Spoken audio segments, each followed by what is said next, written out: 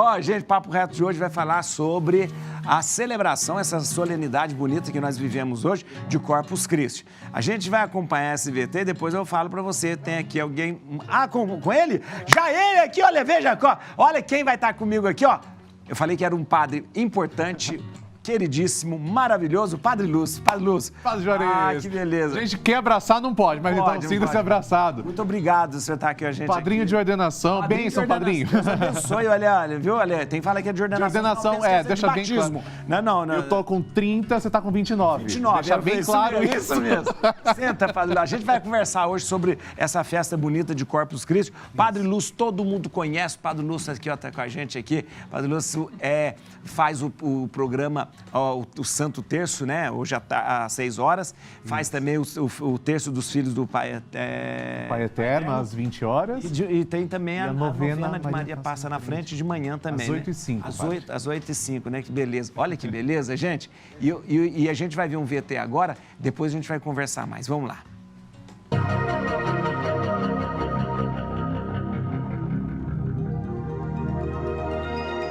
A palavra Corpus Christi tem como significado corpo de Cristo, pois celebra a presença real de Cristo na Eucaristia. É realizada na quinta-feira seguinte ao domingo da Santíssima Trindade. A origem da solenidade do corpo e sangue de Cristo remete ao século XIII, quando foi instituída pelo Papa Urbano IV. Esta solenidade entra no calendário litúrgico da Igreja para evidenciar e enfatizar a presença real do Senhor Jesus no pão e no cálice consagrados. Conta a história que um sacerdote chamado Pedro de Praga, muito piedoso e zeloso, pastoralmente vivia angustiado por dúvidas sobre a presença real de Cristo no pão consagrado. Decidiu, então, ir em peregrinação ao túmulo dos apóstolos Pedro e Paulo, em Roma, para pedir o dom da fé. Ao passar por Bolsena, na Itália, enquanto celebrava a Santa Missa, foi novamente acometido pela dúvida. Na hora da consagração, veio-lhe a resposta em forma de milagre. A sagrada hóstia branca transformou-se em carne viva, respingando sangue, manchando o corporal, o sanguíneo e a toalha do altar. Por solicitação do Papa Urbano IV, os objetos milagrosos foram para Orviedo, em solene procissão. Esta foi a primeira procissão com sinais da Eucaristia. Em 11 de agosto de 1264, o Papa lançou o Orviedo para o mundo católico o preceito de uma festa solene em honra do corpo e sangue do Senhor. No Brasil, em decorrência da grande tradição católica, a comemoração da data é acompanhada por algumas práticas que foram consolidadas aqui a partir da influência dos portugueses, como a atividade de produzir tapetes. Os tapetes de Corpus Christi são uma prática comum em muitas partes do país, representando símbolos e cenas importantes da fé católica. Os tapetes são confeccionados a partir de vários produtos, como a serragem, borra de café e areia. Vamos falar mais sobre essa data tão especial agora no nosso Papo Reto. Nossa, mas que VT tão bem feito. Muito bom, hein? Bom demais. Olha, parabéns, viu? Pesquisaram a fundo a história. Nossa, nem precisa falar mais nada. Vamos embora. Olha aqui, mas é interessante, ele falou de um dos milagres eucarísticos. Na igreja tem vários milagres eucarísticos, né? Você conhece de Lanciano? Lanciano, eu fui lá. Eu também fui, impressionante. Me emocionei. A gente também vê, né? Celebrei em Lanciano. Eu também, eu era diácono, fiz celebração da palavra atrás do milagre eucarístico. Eu também, olha, impressionante. Aquilo lá para mim foi impressionante. Padre, antes da gente falar de Corpus Christi, queria falar da sua vocação, porque falar da Eucaristia e falar dessa data, a gente precisa falar também dos padres que nos trazem a Eucaristia, né? Como que foi a sua vocação? Como começou a sua vocação, Padre? Padre, eu nunca pensei em ser sacerdote antes dos 16 anos. Nunca. Não, meus planos eram totalmente diferentes. Eu queria casar namorava firme. Olha! Tinha planos, Olha que beleza. Tinha planos de constituir família, queria ser apresentador de TV, isso sempre televisão. quis. E você? Sempre quis. Eu imitava o Silvio Santos já no começo. Imita o Silvio Santos. Não, é impressão sua. Não, é impressão sua. Todo mundo sabe. Ô, deixa eu falar uma coisa. Mas você tem uma pinta de apresentador muito grande. Você, mesmo celebrando, falando, eu sempre tenho um jeitão de apresentador. Acho que a voz ajuda um pouco. Mas eu falei eu lembro quando o Padre Lúcio, você apresentava o jornal aqui. Isso, o JCTV, eu fiquei 4 anos. Eu era impressionado com a voz e a impostação dele. Eu te falei uma vez. Falou. Falei uma vez, não falei, nossa, que voz linda, que voz bonita e que postura para apresentar, né? Obrigado, padre. 4 anos você apresentou? 4 anos, então, antes dos 16 anos, eu não pensava em ser padre. Como eu disse, eu estava pensando em namorar, em casar, em ter filhos. Onde que é que você morava? Em São José do Rio Preto. São José do Rio Preto. São José do Rio Preto. Onde é a Rede Vida, a cabeça de rede da Rede a sede da emissora é lá. A sede da emissora. Mas com 16 anos, o meu chamado foi muito diferente. Eu nunca fui pressionado a ir para a igreja, nunca meus pais pediram para ir para a igreja, eu morava com os meus avós. Nunca eles falaram, vai. Tá. Eu quis ir um domingo qualquer, eu falei, eu vou à igreja, eu tenho minha religião, sou católico de batismo. Aí você foi. Fui em uma missa, não sabia nada da missa. Aliás, até passei um pouco de vergonha, porque eu achava que quando o padre fazia homilia, a gente podia levantar a mão e participar. Você era perguntou? Adolescente. Não, ainda não. Ainda bem que eu não falei. Que mico, né? Já pensou? Mas aí eu comecei. Eu fiquei tão encantado que eu fui no domingo seguinte, comecei a ir frequentemente. Então foi atraído pela Eucaristia. Pela Eucaristia. Não tinha feito a primeira comunhão. E aí, já adolescente, eu fiz a primeira comunhão, o crisma. O sacramento do crisma era o Dom Orani. Dom Orani tem peça, que era o bispo de São José do Rio Preto. Isso. Olha que interessante. Aí você, olha que bonito isso, foi atraído pela Eucaristia. Pela Eucaristia, padre. E aí foi surgindo o desejo de servir. Entrei para o coral, comecei a ter mais trabalho pastoral na igreja, fui acólito, até que eu pensei, o que eu quero para a minha vida? E eu senti que o Senhor me chamava para servir o altar. Eu falei, eu quero ser padre para celebrar a missa. É por isso que eu quero ser padre. Eu quero ser padre para celebrar a missa. E eu acho interessante que, sem padre, nós não temos Eucaristia. Não tem Eucaristia. Não tem sacramento. Atribui a São Francisco, mas esse dia eu vi que atribui a outra pessoa, a outro santo também.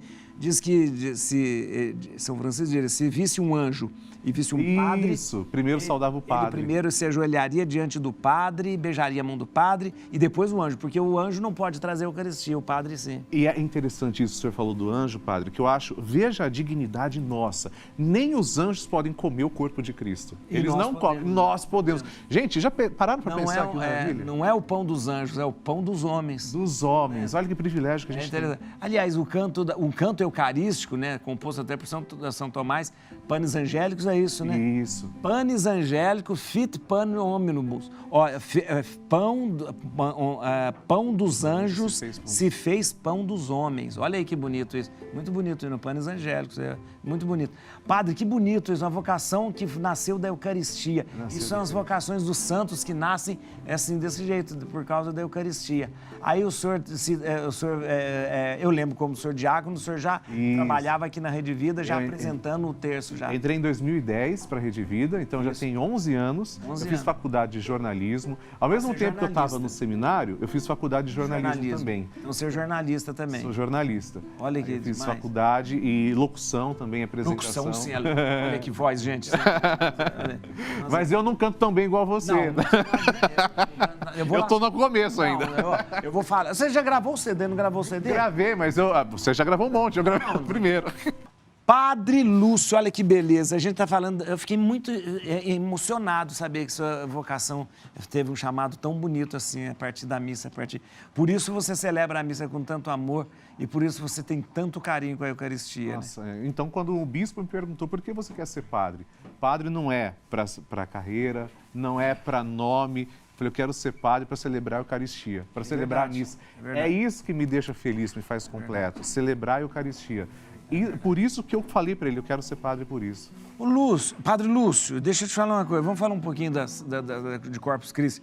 É uma festa que me cala profundamente no meu coração.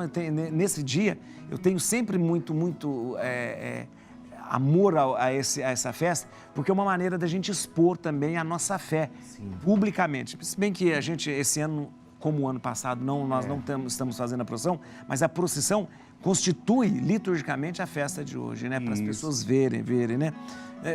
Fala pra gente como é que começou todo esse processo da festa, de como começou tudo isso. O costume, padre, de estender tapetes, de fazer procissões com o Santíssimo, ele sempre partiu da devoção popular. Eu lembro que Santa Terezinha, que a gente sempre fala, ela disse que quando chegasse no céu ia mandar uma chuva de rosas. A gente lembra que Santa Terezinha tem essa ligação com a chuva de rosas, porque quando o Santíssimo passava, por exemplo, ela tacava pétalas. Olha que interessante, uma maneira de... Então, olha a devoção de Santa Terezinha com a Santíssima Eucaristia. Ela já tinha. Aí, no Brasil, também inspirado nos costumes portugueses, essas regiões latinas aqui, começaram a ter os costumes de mostrar o amor, a reverência à Eucaristia. Então, esses tapetes confeccionados não são só expressão da cultura, mas são expressão de fé verdadeira do povo. As pessoas fazem isso para mostrar a adoração a Jesus. E isso começou também em Portugal e no Brasil, infelizmente, a gente não está tendo oportunidade nesses anos, mas eu diria assim, de coração, não fiquemos tristes, porque vai passar. É verdade. A gente só precisa ter um pouco de calma, né, padre? Mas sabe que aqui em São Paulo, perto de São Paulo, que tem Santana do Parnaíba, que os tapetes são famosos, muitos lugares fazem, mas aqui no Brasil tem também a cidade de Castelo, no Espírito Santo. Muito famoso. Castelo, no Espírito Santo, faz uns tapetes maravilhosos, coisa linda, linda, linda mesmo. E o tapete para Jesus passar é sempre aquela maneira de você reverenciar e de dizer, ó, faço tudo. E lembra também a entrada de Jesus, porque as pessoas colocavam as suas vestes, né? As suas vestes. Aliás, se despojavam. Aliás, era um costume interessante na época de Jesus, que os reis, quando eram coroados, né, eles saíam eles saíam de um determinado lugar e chegavam ao lugar da coroação e o povo ia colocando roupas para as pessoas, para os reis passarem, né? Mais ou menos isso que nós fazemos em relação a Jesus. Queremos oferecer o melhor para Jesus passar. Nesse ano, como que a gente não está tendo, não vai acontecer os tapetes e as procissões, né? Mas esse ano, como que a gente poderia fazer, né, de um jeito diferente, celebrando, né? Boa, padre. Eu me lembro de São Tomás de Aquino, que inclusive está ligado à festa de Corpus Christi, né? Quando o Papa Urbano IV viu o milagre de Bolsena, ele foi ali conferir a veracidade, a autenticidade com São Tomás de Aquino. Eu penso muito na comunhão espiritual, porque a gente que está na Rede Vida, a gente sabe a realidade das pessoas que muitas vezes querem comungar e não podem. Então, elas assistem a Eucaristia através da televisão e São Tomás dizia que a comunhão espiritual consiste no desejo ardente de receber Jesus. A partir do momento em que o seu coração está disposto a receber Jesus, você está impossibilitado, mas você pede que Jesus venha, preencha o seu coração e na próxima oportunidade você comunga nessa intenção, Jesus com certeza vem e preenche o seu coração. Então eu me lembro de São Tomás de Aquino. Essa é uma forma, padre, que eu encaro o menos doloroso possível para que as pessoas comunguem nesse tempo de pandemia, quando não podem ir à igreja. São Tomás de Aquino, você está falando de São Tomás de Aquino, um grande doutor da igreja, doutor Angélico, e o canto eucarístico mais bonito, Pandelíngua, né, que é um canto enorme, que é um canto... Grande. E depois da onde sai o tanto ergo, que a gente é tão sublime, né? Da onde sai também toda a inspiração para o Panis Angélicos, né? Que também que compôs, né? Tem toda uma teologia em torno teologia eucarística em torno desse hino. É muito interessante isso, porque a gente vai ter hoje à noite eu vou celebrar, 6h30 a gente vai celebrar, mas não vamos poder fazer a procissão. Então a gente faz uma procissão dentro da igreja, né? Com as pessoas sem poder sair em procissão. No ano passado, eu fiz um gesto na igreja que foi interessante, até a Rede Vida transmitiu. A gente, ao invés de fazer o tapete, a gente fez tapete com cobertores. Ah, eu vi. Lembra? Cobertores. Deu Dom Dilo que celebrou o ano passado. Cobertores. Esse ano, né, além do cobertor, né, a gente está passando por um momento de muita fome das pessoas. Talvez os tapetes pudessem ser feitos com cestas básicas, né? Com comidas que as pessoas pudessem levar nas igrejas, né? E aqui em São Paulo a gente tem um projeto Animando a Esperança, onde as igrejas estão recolhendo alimentos justamente para distribuir. Então seria de repente um momento da gente oferecer os alimentos aí para a gente fazer esse tapete que vai não só não vai ser só um tapete para Jesus passar, mas vai matar a fome de muita gente. O Padre Juarez, ele é interessante que ele liga o sentido espiritual, o pão eucarístico, mas também não esquece do pão que a gente precisa de cada dia. O pão. É exatamente, Jesus nunca se esquece dessa realidade. Jesus preenche a gente por inteiro. O pão do céu, né, que é Jesus, né, é o pão que vem do céu, que é o verdadeiro pão do céu, que não é o maná, é Jesus que é o pão do céu. Isso. Ele preenche, mas a gente precisa do pão também, do pão de cada dia, né?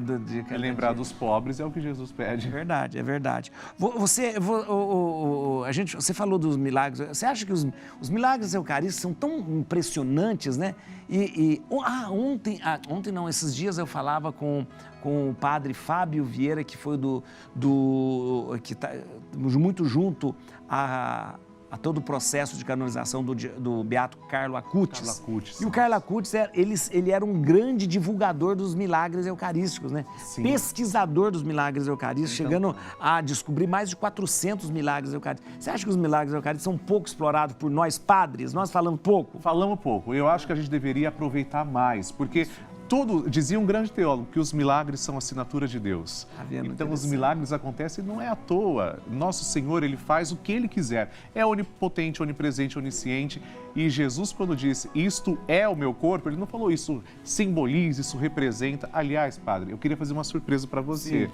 Eu trouxe aqui nas tuas mãos, para você acompanhar, olha o que é isso aqui. Olha que Eu queria fazer para vocês agora, falar as palavras exatas que Jesus falou na última ceia, na instituição da Eucaristia. Não, isso é realmente... um presente que eu queria trazer para você. Deixa eu te falar uma coisa. A tradução está aí. O Padre Lúcio, olha que coisa mais importante. O Padre Lúcio celebra no rito maronita, né? Isso. Quando nós celebramos a missa, nós falamos as palavras da consagração, as palavras que Jesus falou, nós falamos na língua vernácula, ou seja, na língua que nós estamos celebrando, em português, em inglês, em espanhol e tal. Mas o Padre Lúcio, padre que celebra na língua, no rito maronita, ele diz as palavras na mesma língua de Jesus. São as exatas que Cristo falou. São as mesmas palavras. Você imagina, Jesus, é aramaico que Jesus falava? Sírio-aramaico, Sírio-aramaico. Jesus está ali, então você imagina, Jesus instituindo a Eucaristia, Jesus instituindo o sacerdócio, ele sentado com os seus apóstolos, você imagina isso. E ele diz exatamente essas palavras. Sim. Olha que interessante. Volto a dizer para você, quando nós celebramos a missa, no rito romano, no rito latino, nós falamos as palavras traduzidas, português e tal. No rito maronita, são exatamente as palavras na língua de Jesus. É Jesus falando de novo e trazendo aquilo que Jesus falava do mesmo jeito que Jesus falava. Do mesmo jeito. E só alguns padres, né, que celebram no rito maronita, que fazem e celebram dessa forma. Olha que interessante, isso é interessante, né? E o padre Lúcio vai falar para a gente a fórmula da consagração. Né? Isso, a consagração. Nós falamos, isto é o meu corpo, olha que interessante, né? Isto é o meu corpo, né? Este é o cálice do meu sangue, sangue derramado por vós. Isso tudo Jesus falou. Mas como Jesus falou? Na língua dele. O Padre Lúcio vai fazer para a gente agora. E se você quiser, Padre, você pode acompanhar a tradução. Olha! Eu coloquei aqui para você, tá vendo? Tem o sírio-aramaico em cima e embaixo está a tradução.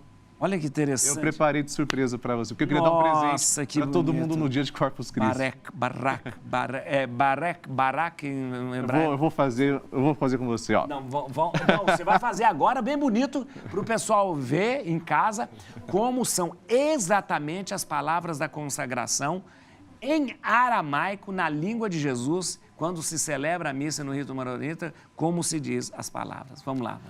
Wabialmo haudakdon hashodile mabehaye nisabilah mobidao kadishoto ubarehu kadesh waksou yabilitalmida o kadomar sabiahul menekul hum Rono denital, fagaro rodil, darlo faikun, arlof sagie, metexeu metihe, Husoyo Haubeu Al-Haye, Dela Olamol Min.